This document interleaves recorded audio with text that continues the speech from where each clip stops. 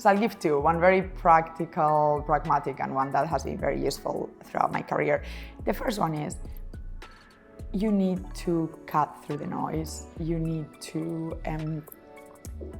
show like your superpowers. They need to come across. The thing is, I always tell founders, look, this is how the system works. We may agree or not whether it's the right way, but like this is how the system works. You need to understand it so you can hack it. And how the system works is, VCs see hundreds of companies a month. Like they won't speak to all of them, but they receive hundreds.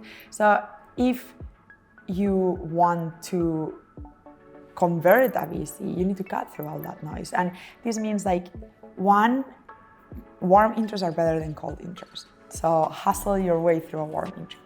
Even if you can't and it's impossible, then cold intros, like a deck, you need to assume that the person is gonna devote 3 minutes to read the deck. So the deck needs to, in 3 minutes, convey what you do, why is it exciting, and why they should speak to you, basically.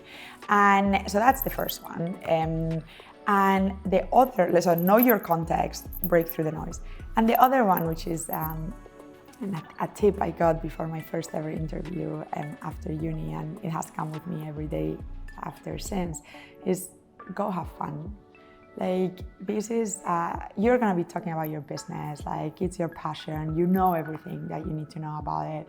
And this is at people's hearts. So part of the relationship with a VC as well is like, do you wanna work together? And the VC is gonna be assessing like, do I wanna work with this person? And the energy that you convey and actually the performance that you bring when you're just focused on do your thing, have fun, is key.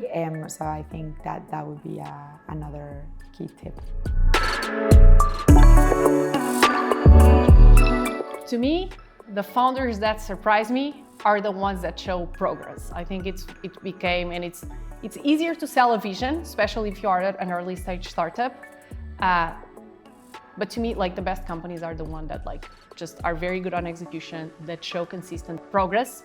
So if a founder wants to surprise me, like just show me progress in a sector that where there's a clear problem you are solving. Also, it's very ideas are cheap, but real problems that are worth solving are where we ultimately want to invest.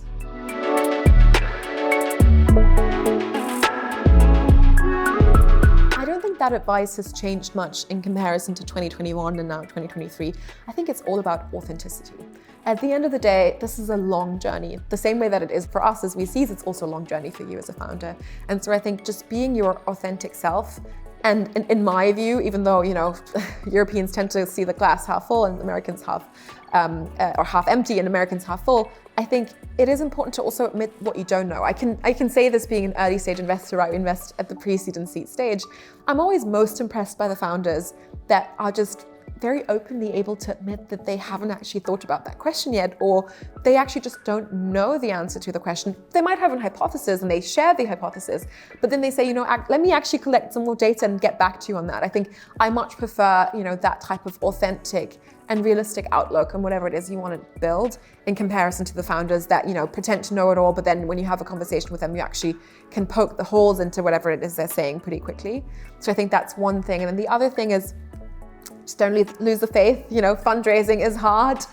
You know, don't expect to be in it for a kind of a big success streak, and every single investor you're going to talk to is going to give you a term sheet after the conversation. But you're going to get so many more no's than you're going to get yeses.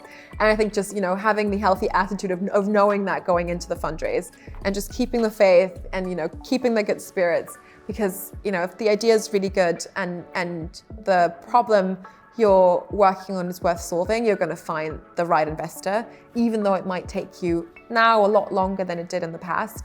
I think there's still plenty of VCs out there deploying capital. We're amongst them. We just raised fresh funding, so we're very much kind of open for business, looking for founders.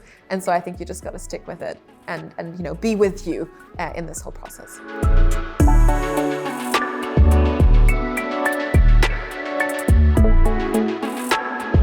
Founders pitching to VCs in this market right now need to be super sharp and really, really clear about why they're different, what is really special about them and how they're going to also navigate a really choppy financial climate over the next 18 months, 2 years. So they need to be capital efficient, really clear about what they're doing, and super focused.